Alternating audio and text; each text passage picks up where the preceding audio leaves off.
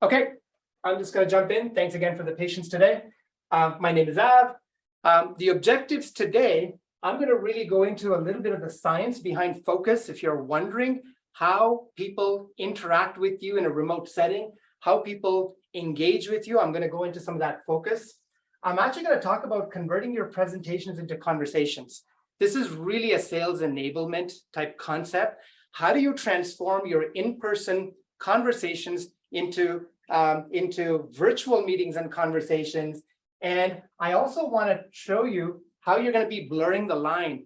How do you blur the line between, that remote meeting? How do we get rid of this wall in front of us and make people feel like they're connected? So jumping into this, I want to start talking about a few house rules if you're able to. This is a very different webinar than you've actually been used to before. It's completely live. First up, if you're able to, I would love for you to turn on your camera. I'm actually looking directly at a big monitor where I can see you. And I want to create an experience where you see me and I see you and I feel like I'm talking to people. So that's fantastic. Thank you so much. Because when you get into the neuroscience of engagement, feeling like you're talking to people is step number one. Number two, if you are able to, please interrupt me. Like, interruptions are good. Talk, unmute yourself. You know how you're going to ask a question and there's 38 people and I'm going to go, sorry, you're on mute. How many times have we heard that? And that you're on mute is such a barrier from us to engage with each other. It's amazing after 2.5 years as to how they haven't figured that out. So feel free, unless there's like construction going on outside, unmute yourself because I'm going to put you on the spot. Let's actually have a conversation. Next, this is a live event. This is not recorded, as you know, or else I wouldn't have had all those issues getting in. I want you to participate, ask questions. Av, I need to interrupt you.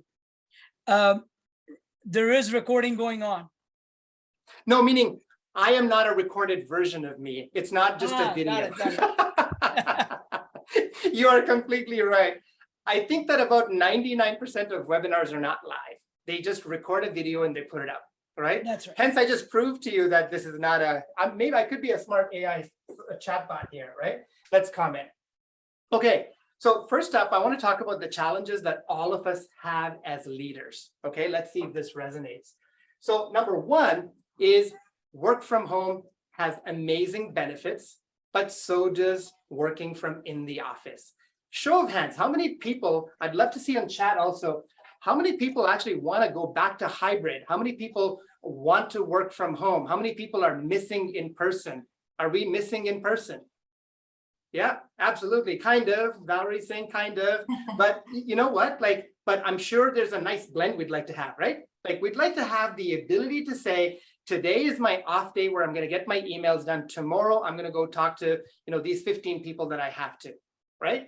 So the problem that actually happens today with anything that's pure, if it's pure work from home or pure in the office, we suffer from lack of boundaries. We suffer from the intermix of in-person work-life balance. We suffer from anxiety of missing out on something. There's a lot of things that actually happen. And I know for 2 years, every business leader has said remote work is going to go on forever. But suddenly everyone is saying, hey, come back to the office. Let's go back to hybrid. Company after company is changing their tune. Why? Let's actually talk about that.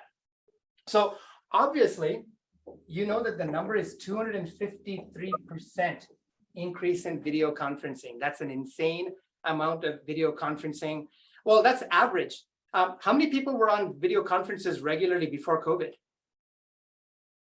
Yeah, few people. And nobody, how many people here were complete newbies to video conferencing after? There we go. There's quite a few people. And you know what's funny is, remember those 1-800 numbers we used to dial into? Like, where you had to put a pin in and like, remember all those? It feels like it's a lifetime ago, right? So world has changed. Now, what's interesting is screens are inherently more distracting. There's a lot of research that shows, I'll give you an example. Did you know that reading a real book compared to reading an ebook is fundamentally different? So if you read an ebook, you do not learn or engage with that material as much as reading a physical book. So scrolling on your laptop and reading a document is far less engaging. And there's a lot of studies. They look at functional MRI images. They can see how your brain activity is interacting with the content. And there's a lot of research to show that virtual is not the same. Now, the simple analogy that I give to people all the time is, I'm sure a lot of you have kids out there. Remember when they were 3-4 months old? Could you replace the parent interaction with the TV? Imagine I got a big television in front of our kids at 3 months old, right? They don't know anything at that age, right? So you have a real parent versus a TV. Do you think that a 3-month-old would be fooled? Valerie, I wish it was that easy, right? Not a chance. So the funny thing is people keep thinking that this virtual replacement is going to be okay, but it's not. And reading, effects on comprehension, it's inherently more distracting. It takes away cues and it reduces the overall comprehension. Those are some big problems. If you're teaching, you're coaching, you're selling, you are interacting with, so let's say you did a big proposal, okay? And you're looking for that big raise and your boss is, you're presenting it on a live screen in a session and your boss is just distracted or your client is just not paying attention. So how are you going to go ahead, get ahead, right? These are the type of challenges that we have. So now, obviously, work has changed. There's only, it's amazing, 5% of population worked from home 3 times a week before the pandemic, 5%. Like, it's insane as to what that number is right now. But here's the other problem.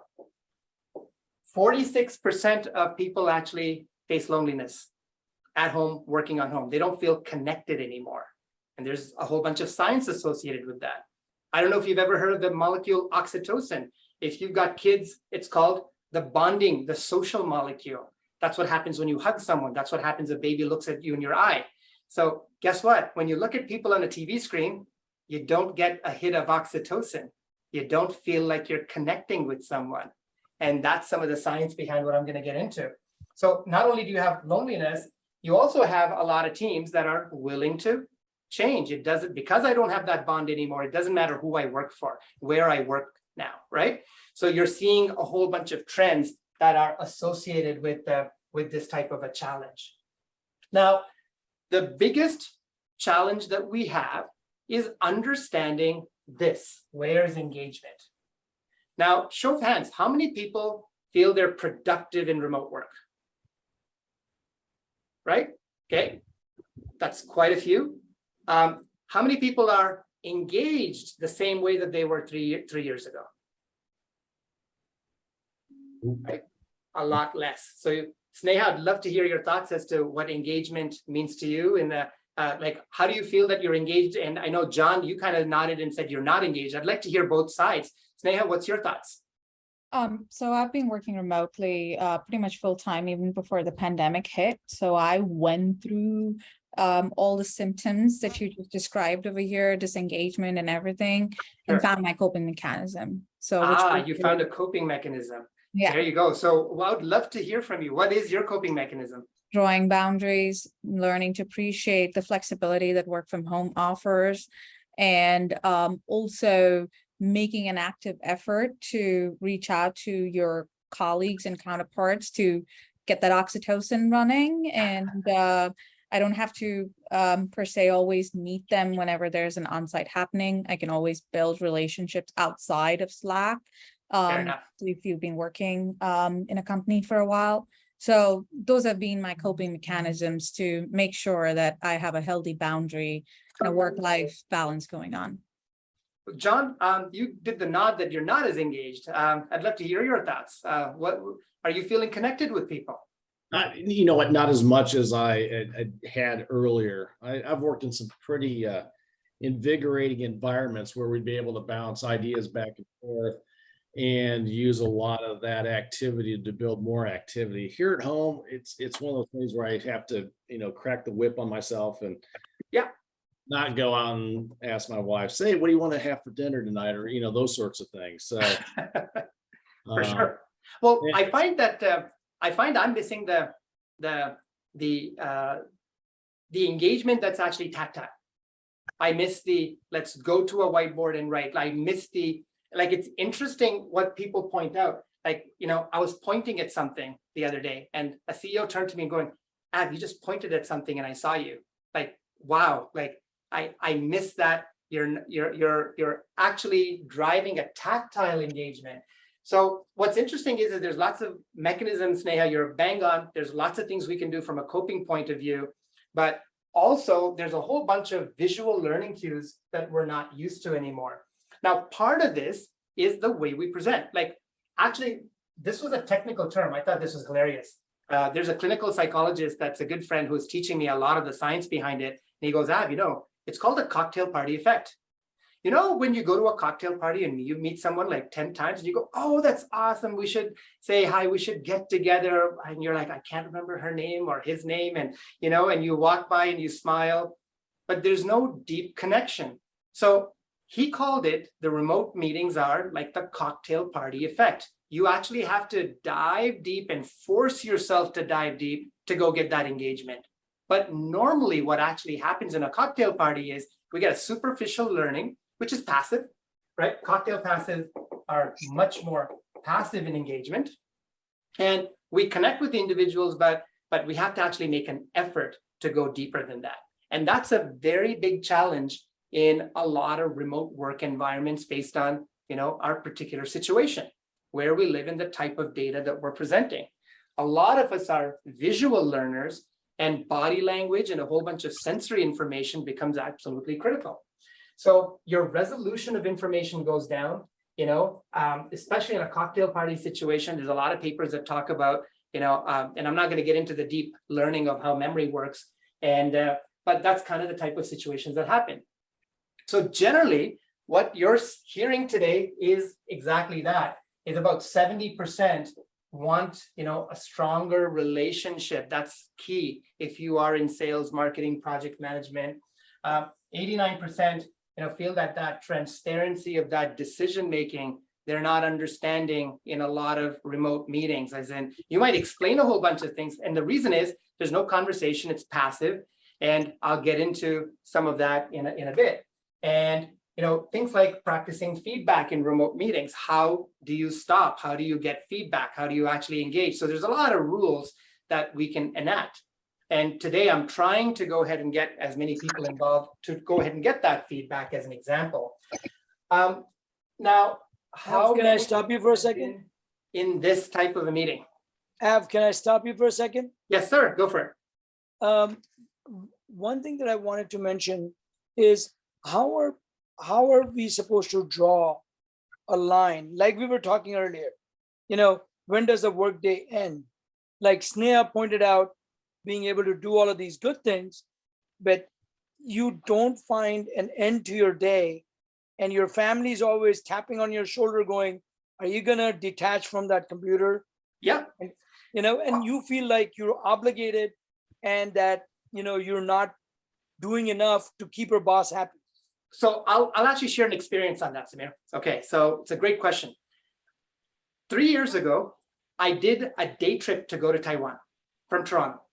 Because something was down, I tried to explain how to fix it, but the big boss from Japan was coming in.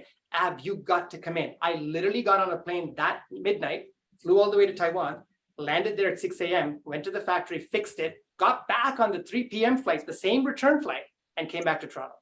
Okay, that was expected, right? The reason is because the big boss is coming in, you have to engage, you have to show value, right? And when I take a PowerPoint slide and put it into a static image and I do a static conference, people don't feel like you're getting value. They feel like the value was the $5,000 in trip that I burned, and I didn't even stay in a hotel, because I had to come back for a kid something or the other. My wife was going to kill me. So I literally went for a 24-hour trip and came back on the same return flight, right? Wow. And to this day, that's my example of low value where I burned myself. But the problem was there's no tools, there's no conversation or mechanism to increase that value. Now, you might argue, hey, Samir, tomorrow I'm going to put a vacuum cleaner on my head and I'm going to virtually see you. So we're going to have the same value. That's what Meta is saying, right? I don't see that as future value. I don't want to look like a pink giraffe and you look like a green elephant floating around in space and we have vacuum cleaners strapped to our heads. I don't see that as value. So I'm looking at how do we feel connected, because the big boss from Japan did not just want to see a PowerPoint presentation, they wanted to see my face. So these are the type of interactions I really wanted to understand when I did my research. What is that value of me as a person? So that's a great question. And hopefully I'm going to answer that by the end of this conversation. So we have to increase the quality of the user experience when we're meeting virtually, is that, because this is what's actually happening right now. People go on calls and here's my 210 slide deck and I'm going to talk. How many people have seen this before, right? All right, meeting could have been an email, could have been a text message. Come on, because if I'm going to take the time to join you on a call, why are you just showing me what I could have already read? Where are you? What is it that you're painting the picture of, right? So that's the challenge that you have. Now, I need a volunteer. So somebody raised their hand. I'm going to make you do something really simple. Okay, Samir, you're already there. I want you to not read the word blue. I want you to read the color that it is as quickly as possible. Let's see how fast you can go. Green, white. Say that again. You So said instead of reading the word blue, you're going to read red. Okay, can you read the underlying color and not the word? Oh, okay. Red, yellow. I gotta take a call from my boss. I'm sorry. No problem. Somebody else? Valerie, can I actually pick on you or? Sure, yes, Okay, I'll go do for it. it. Instead of blue, I want you to read Red. red. Okay, keep going. Okay. Oh, red, blue, green, red, yellow, red, green, black, black, yellow, blue, red. Did you see how much mental effort you had to put in? You had to Yes, stop. but and I'm a think of former preschool teacher, so I think it's a little bit easier. it. You're cheating because you do this all the time. Well, the problem is you don't get context from reading. Okay, your brain wants to go ahead and read whatever it wants to read, right? You don't get the context of the underlying message. So as a teacher, as a coach, what happens is I have my own expectations. I come in and go, I'm not going to learn anything new. I know exactly what Ab's going to talk about, right? So what happens in this scenario is we are forced to go ahead and break through this thing called cognitive bias. Okay, I need one more volunteer. Bob, I know you raised your hand the last one. If you could unmute yourself. Bob Britton. Oh, no, you're on mute still. There we go. Got it. There we go. Now, Bob, I want you to read this as quickly as you can. Aloud. Yes. The Paumenhall power of the human mind. According to research at Cambridge University, it doesn't matter what order the letters in a word are. The only important thing is that the first and last letters be in the right place. The rest can be a total mess and you can still read it without a problem. This is because the human mind does not read every letter by itself, but the word as a whole. Okay, isn't that pretty cool? And there's a lot of research to show you can actually mix up numbers, symbols, hieroglyphs. I can actually put any garbage I want in the middle of the word and you'll still read it, okay? So hold on, this means we scan, we don't read, and we don't get context at all. So what good is that PowerPoint presentation? Nobody's reading it, they're scanning it. Nobody is getting the meaning because you're coming in and saying, look, I solved this problem for you. But they're not seeing that on a call. They're distracted. They're looking somewhere else. And they're like, yeah, you know what? I had a meeting with Samir and he doesn't have the solution for me. But hold on. I actually got on the call and told you I have your solution. Right? So this is called cognitive bias. Now, what cognitive bias, and there's a lot of different things that create bias, is our own perspective takes weight. For example, I go into a sales call. If the sales call or my class, everybody knew what I was going to say and they agreed with me, do I need to be there? Right? The customer already bought. I'd like to be there to have a drink and have a meal and have fun and create a relationship. But if I'm trying to convince you to go do something, I have to be the individual to convince you. The deck's not going to convince you. That's all I'm trying to prove. Okay? So the problem is is I have to break through this cognitive bias and prove to you that A, whatever I'm saying has an answer, etc. Okay, so how do we do that if we don't read, we don't get context, and we just scan? Now that's the challenge. So now we're all on Zoom. You can do a lot of this on any other platform. I'm going to teach you some simple tips and tricks in order to maximize your Zoom meeting. So first up, okay, there is a tab called video when you go into Zoom settings. And what I do is, first up I do is I make sure that my video is mirrored correctly. Now, subconsciously, a lot of times you raise your right hand. On Zoom, you see your left hand raised. You move this way, on Zoom, it moves this way. Guess what? It messes up your brain because you're constantly used to seeing a mirror. So go ahead and make sure your camera is set up properly. I know it's a simple thing. Some of you might not know about that. Number two, I love the use of dual monitors. So right now I'm looking at all of you on a second monitor while I'm interacting on the first. So I'm going to talk about that. Set up a second monitor and move your audience so you can look them in the eye whenever you're talking to them, right? Then you turn away and you're working, but this is body language in which it makes somebody feel like it's much more natural. Every platform has this tip or trick. Again, some of you might know, some of you might not. I just wanted to go ahead and point that out. Next, now, whether it be Teams or Zoom or Cisco WebEx, there's something called statistics. And the funny thing is that I did this just before on my other one, and you can tell how fast your link is. And just 15 minutes before, when I checked, the statistics said I was awesome, and my Zoom call just fell apart.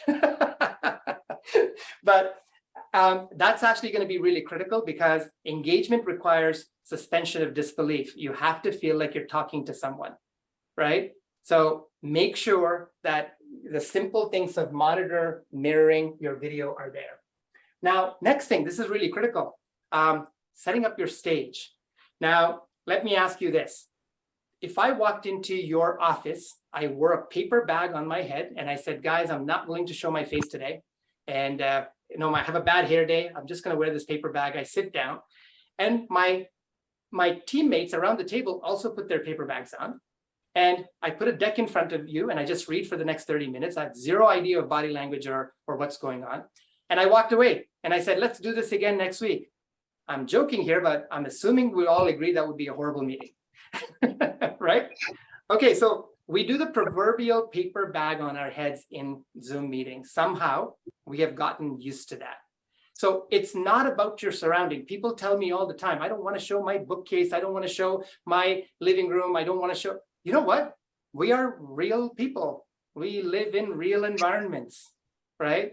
And there's nothing wrong with showing off the books or the bookcases or whatnot. You don't have to worry. That's the whole point. I think we have to get to a point where it's really critical to understand how we appear on stage. So one of the first things is a lot of us don't realize how low our cameras are. Our cameras are so low, it's looking at us up awkward. Get some books and prop up your laptop. Just raising that laptop a few inches can actually make you feel good as to how you look on camera. Now, based on surveys, the reason most people turn their cameras off is they don't look like themselves, so they turn it off. Well, the reason they don't look like themselves is turn the mirror on, turn the light up, put the books up, because when we stand in front of a mirror, guess what? We look at each other at eye level.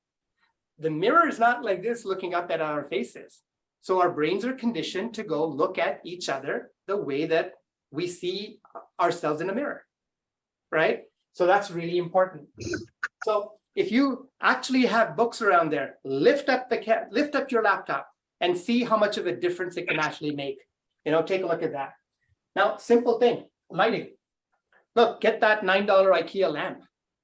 Go get that lamp and put it behind your laptop, and you'll see how dramatic the change is. Because a lot of times we're pointing the laptop at a window, which is super bright, and our faces are completely blown out and you can't see each other, right? So go ahead and take a few minutes to adjust lighting. You will feel much better about how you present yourself. And that's like wearing a good suit, right? Like when you walk into a meeting or you're going into a conference, you dress the part. That's what we do all of our lives. So why? Because we feel good about it. If we feel good about it, we are going to present and we're going to have much more connection to our audiences, right? So let's go do that. Let's turn on some lights. Oh, I see Mark. Hey, good to see you, buddy. Let's turn on that light. Absolutely.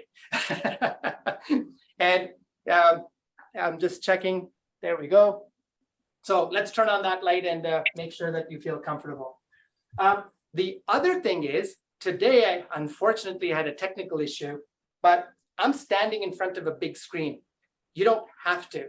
I actually use a small monitor that's 24-inch monitor, and I usually do this from my laptop. Right now, my laptop is connected to a big screen. I feel like I'm standing in front of you, but you don't have to make this investment. There's stuff that's out there for a few $100s where you can actually get a monitor and it has a pen and you can ink and write on it. And it changes your whole perspective dramatically. It's amazing how much value the right setup can be. So usually what I do is I have my audience on the laptop. I have my presentation on a screen that has a pen, and then I can write and ink. So from a teaching point of view, it's amazing how dramatically it changes your interaction. So I'm going to talk about this in a bit as to what our partners have with cameras and all that. And again, a lot of laptops have very poor camera. You don't have to invest into a DSLR camera that's thousands of dollars. Like a $200-300 camera can make a dramatic improvement on how you actually engage. So again, if you want to DM me, I'm happy to go ahead and give you tips as to what hold on a second. I'm just going to move the chat over to the other window. Just a quick plug-in. Yeah. There is a camera made by Mevo, MEVO, which is really good quality. It's almost 1080p quality, and you can also do live streaming, and it can be used. So just information there. Yeah, absolutely. No, it's cool. I'm going to go check out some of this stuff. I need the recommendations as well.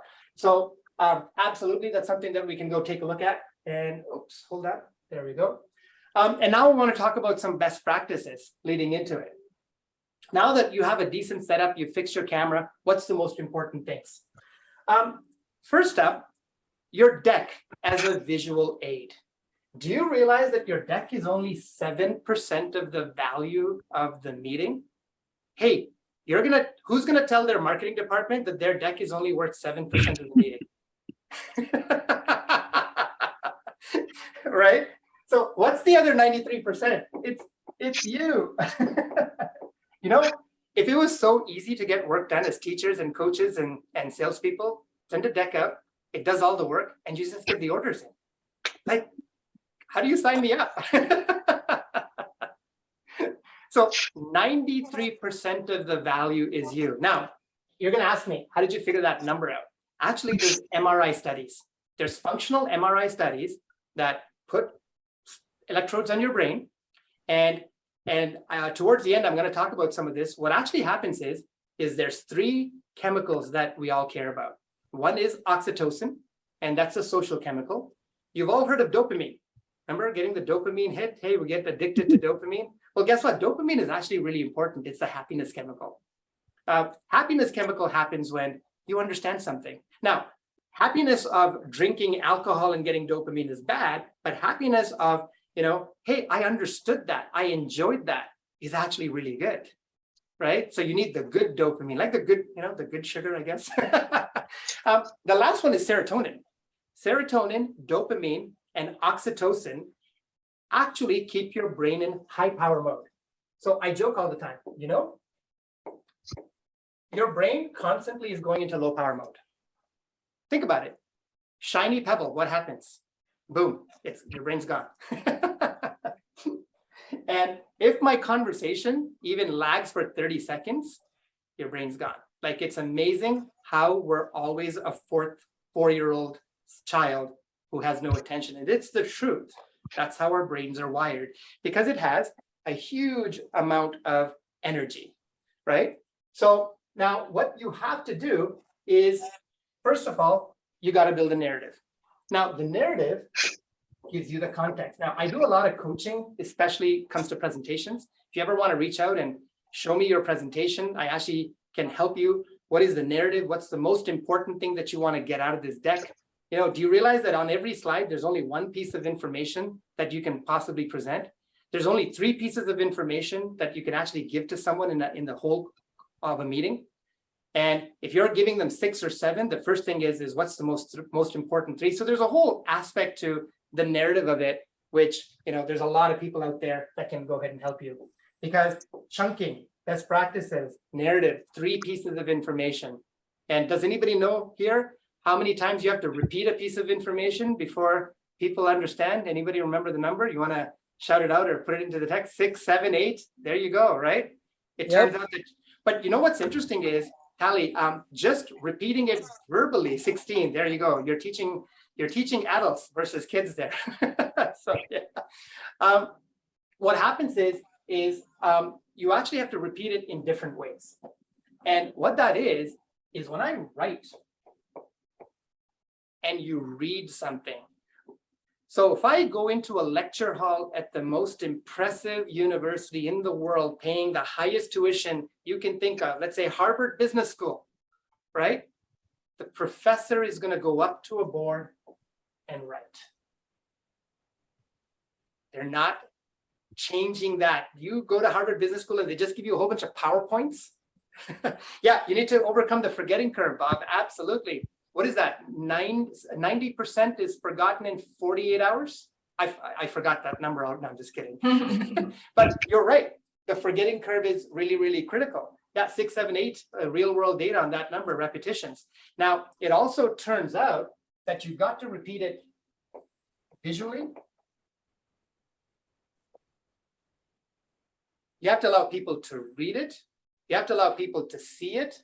They have to actually listen to you. Now, here's the problem that actually happens in most remote meetings. I'm talking about this. Your eye is wandering over here. I'm actually pointing out this.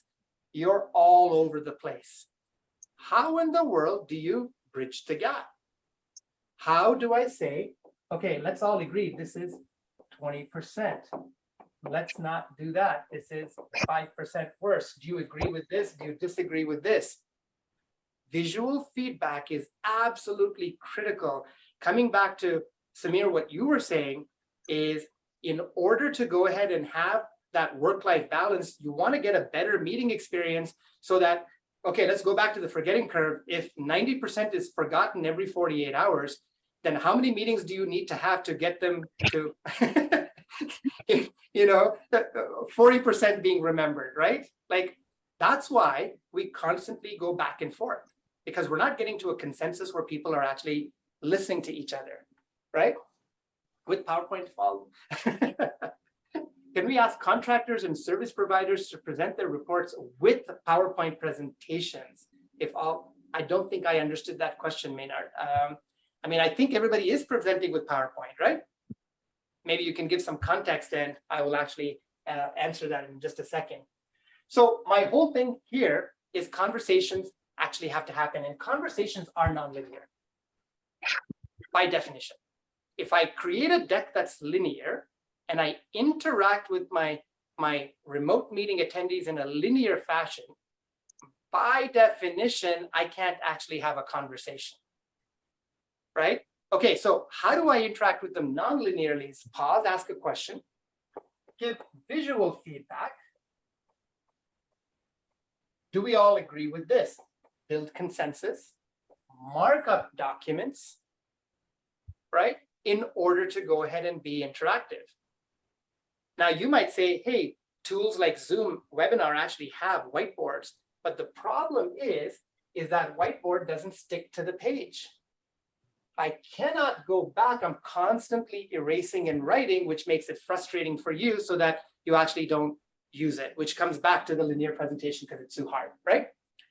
So what we're doing here is we're building tools that engage each other based on the neuroscience of how we learn. So number one, the most important thing is you cannot be a postage stamp.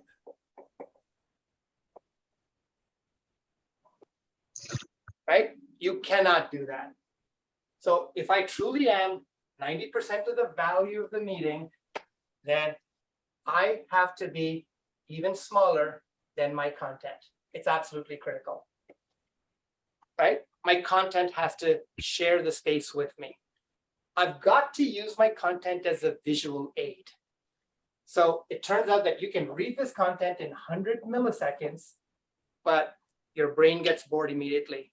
You feel like you're talking to a real life person, you will kick into high power mode. You have to draw and highlight and engage and give visual feedback. So the ability to just go in and even just put up a, hey, let's actually talk about the parking lot right here. I'm just going to put down, these are the topics. Do we agree? Do we disagree? Do we have consensus at the end of the meeting? These tools become really, really important. Right? So those are my expert opinions based on the research that I've done. I'm actually on LinkedIn, if you guys follow me, I'm actually going to start putting up some of the research on the MRI scans, a fantastic article on the oxytocin and dopamine pathways regarding Zoom meetings, the importance of executive presence. So I am going to try and cite some of this research, but I'm also happy to have one-on-ones and kind of demonstrate some of the concepts, what you can do in your home today with absolutely no investment, and what you can do if you've got a strategy in mind to improve. I would love to take some time and answer questions more. I know there's a bunch of stuff in chat that I didn't also respond back to yet, because let me see where we're at. Okay, Maynard, we have a monthly meeting by Zoominar. The property manager reads their reports. No outline is presented. Absolutely. How can this method enable board meetings where several people are involved? Okay, so to me, again, can you describe to me what's actually being presented in some of those board meetings? Is it static decks?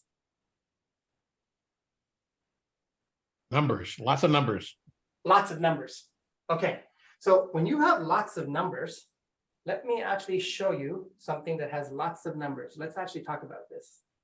So, okay, so I'm going to bring out lots of numbers.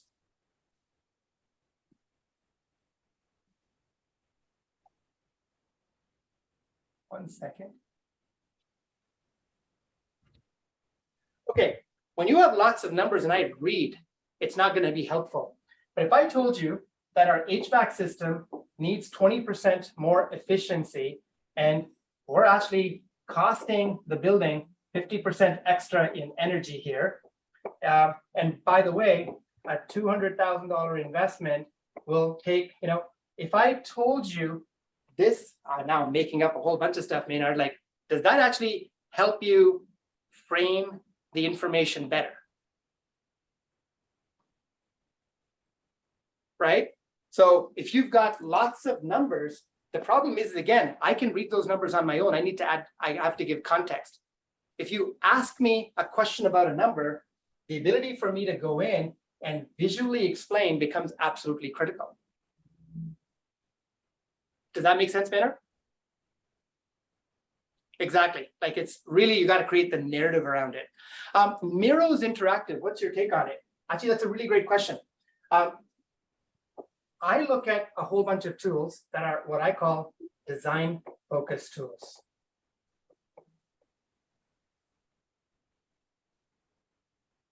Okay, tools like Miro need planning.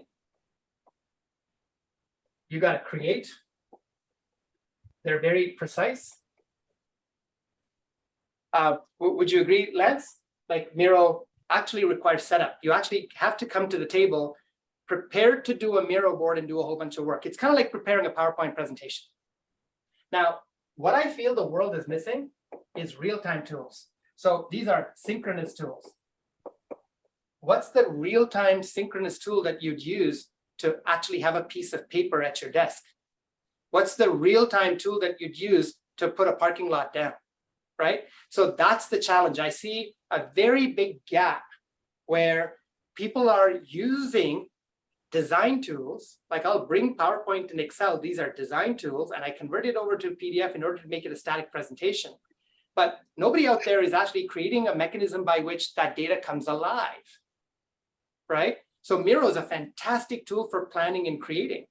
But again, when you have a massive amount of content on a Miro board, you don't want to move it, touch it, because you know, when you bring a Excel spreadsheet to a meeting and you accidentally hit delete on a cell, or you hit equals on a cell accidentally and all the formulas suddenly change and you're like, oh my God, undo, undo. Like the problem is design tools are not meant to be presentation tools. So in my opinion, there's a lot of differences between this, and the world is just catching up to this because we've had decades of this. We've had decades of design tools, and when we got together, we wrote on a piece of paper, right? And it's funny, you go into Apple, Microsoft, Cisco, how many people have gone into the Fortune 500 boardrooms? I'm sure all of you have, right? Okay, how much tech do they have in most of them? Zero, maybe a whiteboard, right? It's a table. So it's funny, our interactions don't need that much. The best meeting is just us, right? So the point being, we need those real-time tools that are something that'll actually help you itch that scratch. We've got a few more minutes. I'd love more thoughts. I don't know what I'm missing in chat because I didn't have a chance to go through, but I'd love to get your feedback. Is this a different type of webinar than you're used to? 100%. So hopefully, I don't know if you realize almost an hour has gone by, but I'm hoping, as I told you, I'm not a great presenter. I'm an engineer who develops stuff, who's been forced to present.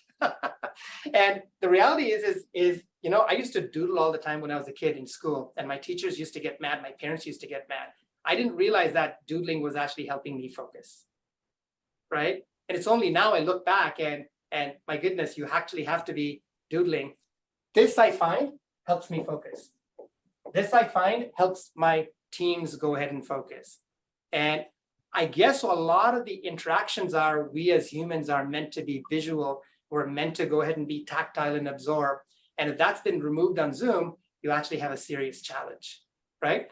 Yeah, Albert Einstein, and actually almost every great person that I know has ADHD. So the fact that I had ADHD and I doodled all the time, I'm waiting to get that success still. So lined up, but you know, slowly happening. But yeah, I'd love to hear your thoughts. Did you feel like you were in my space? Did you feel like you were, you know, you didn't have to travel, but you actually came in to visit? Right? Kevin, I'd love to talk to you about software sales demos. What happens is there's actually a lot of interesting things that you can do that we're experimenting with, and part of that is we're still learning how this tool can be activated. But you actually have the ability to bring your software app right in. You can do demos where, you know how many times you go, no, not that button. Can you move to the button below? Well, here's this button that I'm using my mouse to circle around, right? So the idea of doing great software demos is something that I would love to explore. So if you've got interest in it, please let me know. And I'd like to explore those concepts. One of the things I teach my folks to do is on Teams, there's a way you can give control to the person that you're presenting to. So it's so much better than just simply watching them or having them watch you drive a demo. You can get to a point in the demo where you can say, okay, now you click here, click here, click here, and you're actually involving them kinesthetically so they can be part of the presentation. Absolutely. And part of that, I'd love to be able to say, click here, you move your mouse there and you click there, and I can actually reinforce that, right? So Bob, that's the type of stuff that we are looking to go ahead and invent long-term, because I think that that's where the ultimate, because you know, when we train in face-to-face, I'm watching over your proverbial shoulder, right? I'm going, no, actually go down, go click here. Can you try this? Hold on, let me take over, something didn't work. So it's got to be that seamless interface, where the problem with a lot of these give controls are they're very clunky at best, right? So the ability for me to come in onto a user interface or a document and say, actually, can you click on that and change that 11 to 12? And then you can click on it and change it. And I can show you that translated in a change over here is very, very powerful, right? So that's the type of stuff that that we're really looking to go ahead and create and invent long-term. No, absolutely, Kevin. And anytime you have ideas as to what you would, if you'd like to explore, please let me know. If you have any interest in learning more, reaching out to me, please DM me, connect. You guys probably saw my email on LinkedIn. Let me know. I would love an opportunity to go ahead and discuss. And this product is called Reactiv Suite, and that's basically what I've been inventing for the last little while. I hope you had a fantastic time. And again, apologies for the technical glitch early on. And please let me know. Any other questions before we drop off in the next few minutes? How do I get my wife to let me buy a screen like that? I think you got to go to like Dell.com and pay like that $25 a month or something that they. But you know what, Bob, you could do this with a very tiny screen. And that's what I was actually wanting to do today. Unfortunately, my Wi-Fi failed on in the boardroom. I don't know why. Becky, I'll actually let you know on LinkedIn. I post all my webinars. We are, I want to do the one on art of the pitch, especially if you're raising investments for startups. Product management. There's a lot of things that I think we can talk about, especially different type of data. So exploring lots of research, and hopefully I can come up and give you all a presentation that's worth your time. Thank you. We appreciate it. Thank you Have a so good much. day. Thanks, I Adam. appreciate it. Bye.